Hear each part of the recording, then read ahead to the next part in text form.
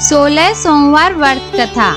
एक समय श्री महादेव जी पार्वती के साथ भ्रमण करते हुए मृत्युलोक में अमरावती नगरी में आए। वहाँ के राजा ने शिव मंदिर बनवाया था, जो कि अत्यंत भव्य एवं रमणीक तथा मन को शांति पहुँचाने वाला था। भ्रमण करते समय शिव पार्वती भी वहाँ ठहर गई। पार्वती जी ने कहा, हे नाथ, आओ आज इसी स्थान पर चौसर पासे खेलें। खेल प्रारंभ हुआ। शिवजी कहने लगे, मैं जीतूंगा। इस प्रकार उनकी आपस में वार्तालाप होने लगी। उस समय पुजारी जी पूजा करने आए। पार्वती जी ने पूछा, पुजारी जी बताइए जीत किसकी होगी? पुजारी बोला, इस खेल में महादेव जी के समान कोई दूसरा पारंगत नहीं हो सकता, इसलिए महादेव जी ही यह बाजी जीतेंगे। परंतु हुआ उल्टा, जीत पार्वती जी की हुई।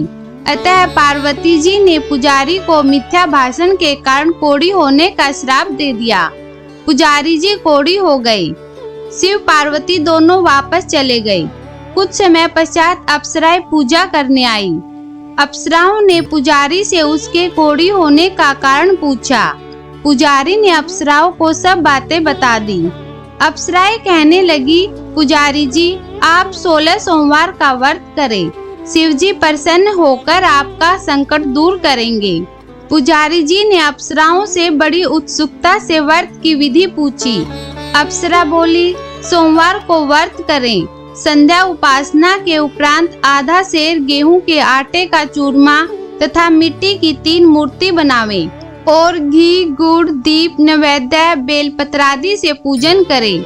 बाद में चूरमा भगवान शंकर को अर्पण कर प्रसादी समझ वितरित कर प्रसाद लें। इस विधि से 16 सोमवार कर 17वें सोमवार को 5 सेर गेहूं के आटे की बाटी का चूरमा बनाकर भोग लगाकर बांट दें। फिर सकुटुंब प्रसाद ग्रहण करें। ऐसा करने से शिवजी तुम्हारे मनोरथ पूर्ण करेंगे। यह कहकर अप्सरा स्वर्ग को चली गई। पुजारी ने विधि पूर्वक श्रद्धा भाव से व्रत प्रारंभ किया और अंत में व्रत का उद्यापन भी किया। व्रत के प्रभाव से पुजारी जी रोग मुक्त हो गए। कुछ दिनों बाद शंकर पार्वती पुनः उस मंदिर में आए तो पुजारी जी को रोग मुक्त देखकर पार्वती जी ने पूछा, मेरे दिए हुए श्राप से मुक्ति पाने का तुमने कौन सा उपाय किया? पुजारी जी ने कहा, हे माता, अप्सराओं द्वारा बताए गए 16 सोमवार के व्रत करने से मेरा यह कष्ट दूर हुआ है। पार्वती जी ने भी 16 सोमवार का व्रत किया, जिससे उनसे रूठे हुए पुत्र कार्तिकेय जी भी अपनी माता से प्रसन्न होकर आज्ञाकारी हुए। कार्तिकेय जी ने पूछा, हे माता, क्या कारण है कि मेरा मन सदा आपके चरणों में लगा रहता है? पार्वती जी ने कार्तिकेय को 16 सोमवार के व्रत का महात्म्य तथा विधि बताई।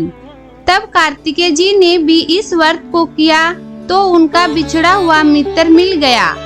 अब उसके मित्र ने भी इस व्रत को अपने विवाह होने की इच्छा से किया। कार्तिकेय जी का मित्र एक दिन विदेश गया। वहाँ के राजा की कन्या का स्वयंवर था। राजा ने प्रण किया था कि हथिनी जिस व्यक्ति के गले में वरमाला डाल देगी, उसी के साथ राजकुमारी का विवाह करूंगा। वह ब्राह्मण मित्र भी स्वयंवर देखने की इच्छा से वहां एक ओर जाकर बैठ गया। हथिनी ने इसी ब्राह्मण मित्र के गले में वरमाला पहनाई तो राजा ने बड़ी धूमधाम से अपनी राजकुमारी का विवाह उसके साथ कर दिया। तत्पश्चात दोनों सुख पूर्वक रहने लगे। एक दिन राजकन्या ने पूछा, हे नाथ, आपने कौन सा पुण्य किया जिससे हथिनी ने आपके गले में वरमाला पहनाई? ब्राह्मण पति ने कहा, मैंने कार्तिकेय जी द्वारा बताए अनुसार 16 सोमवार का व्रत पूर्ण विधि विधान सहित श्रद्धा भक्ति से किया, जिसके फलस्वरूप मुझे तुम्हारे जैसी सौभाग्यशाली पत्नी मिली। अब तो राजकन्या ने भी पुत्र प्राप्ति के लिए व्रत किया और सर्वगुण संपन्न पुत्र प्राप्त किया। बड़े होकर पुत्र ने भी राज्य प्राप्ति की कामना से 16 सोमवार का व्रत किया। राजा के देवलोक होने पर इसी ब्राह्मण कुमार को राजगद्दी मिली। फिर भी वह इस व्रत को करता रहा। एक दिन उसने अपनी पत्नी से पूजा सामग्री शिवालय ले चलने को कहा। परंतु उसने पूजा सामग्री अपनी दासियों द्वारा भिजवा दी। जब राजा ने पूजन समाप्त किया तो आकाशवाणी हुई कि हे राजन, तुम इस पत्नी को त्याग दो, नहीं तो तुम्हें राजपाट से हाथ धोना पड़ेगा। प्रभु की आज्ञा मानकर उसने अपनी पत्नी को महल से निकाल दिया।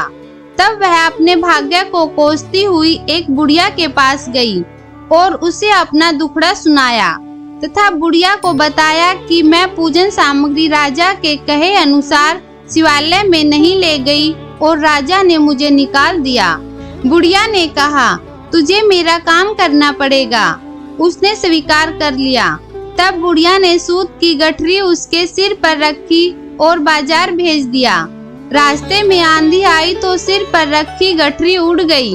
बुढ़िया ने डांटकर उसे भगा दिया। वहां से तेली के यहाँ पहुंची तो सब बर्तन चटक गए। उसने भी निकाल दिया। पानी पीने नदी पर पहुंची तो नदी सूख गई। सरोवर पहुंची तो हाथ का स्पर्श होते ही जल में कीड़े पड़ गए। उसी जल को पीकर आराम करने के लिए जिस पेड़ के नीचे जाती वह सूख जाता। वन और सरोवर की यह दशा देखकर ग्वाल इसे आश्रम के गुसाई के पास ले गए। गुसाई जी उसे देखते ही समझ गए कि यह उच्च घराने की अबला विपत्ति की मारी है।